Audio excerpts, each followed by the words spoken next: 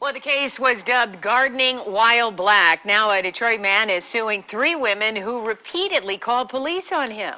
He accuses them of making up lies that landed him in trouble. 7 Action News reporter Kimberly Craig talked to him about taking the women to court.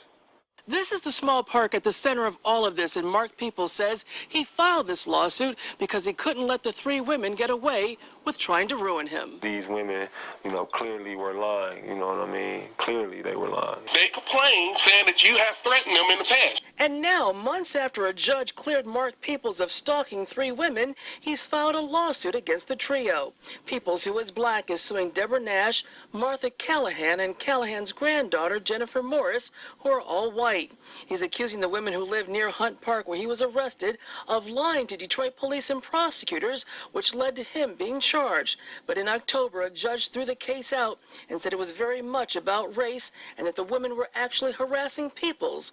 At the time, his attorney called it a case of gardening while black, where you have people calling the police on mostly African Americans for doing very mundane things. And they just want to control any and everything they see. They don't want to see a young black man, coming up doing something positive. Mark Peeples calls himself an urban gardener and says all he was doing and will continue to do is help children in his old neighborhood learn how to garden. And he says the women made up the false allegations against him because they just didn't want him around.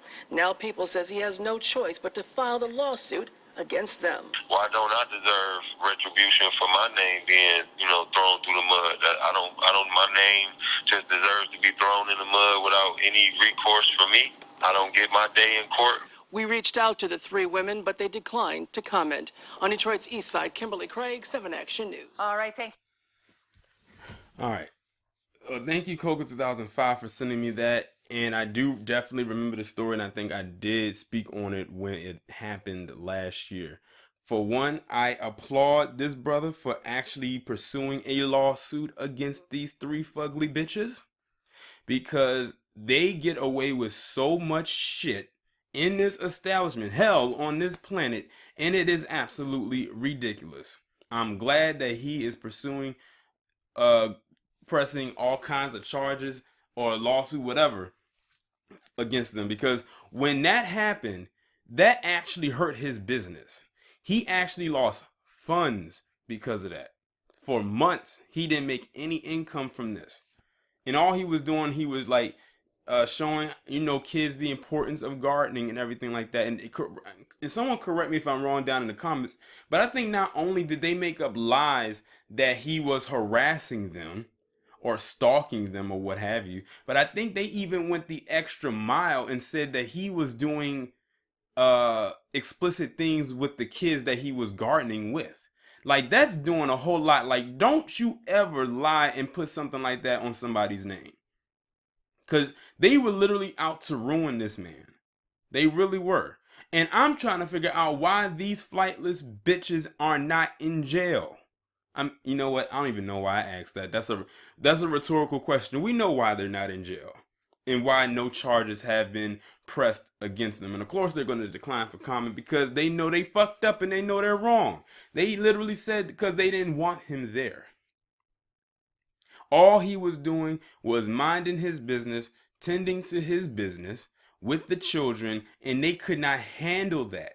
They love to say that we need to pull ourselves up by our bootstraps, and when we do, and not to their benefit, or because they asked, or because they said so, they have a problem with it. I'm telling you, these people have hollow brains. There's nothing up there functioning all the time. Like you want to know a good reason as to why a lot of black people aren't successful here? Because you got individuals like the three little pigs in this story that are always trying to run interference every time we do something that would be deemed successful. You drive around in a nice car, they want to know if you stole it. You live in a house, they think you're there to rob it. You carry around money, they think that you robbed the bank or whatever to get it. They don't think you can get anything based on merit, because they bought into the idea that we don't need nice things, or we don't deserve nice things, or want nice things. And sometimes that trickles down to our own, and then they project that same narrative onto us. But I applaud this man for going forward and saying it's not going to stop here. Y'all literally hurt my business for months, and I'm not going to just let that go. Also, kudos to the judge for throwing the case out, because he knew that it was nothing more than racism. Not many judges will do that. So he just happened to be lucky to have the right one that day. Because some would have just let it ride, and he probably could have ended up in jail on false accusations. And yet again, that historical white bitch lying her ass off again about a black man doing something sexual or something inappropriate. Can't stand people like that. That's why a lot of black people sometimes will be timid to want to do something for themselves or for their family, because then you got to always look over your shoulder and worry about people like those three.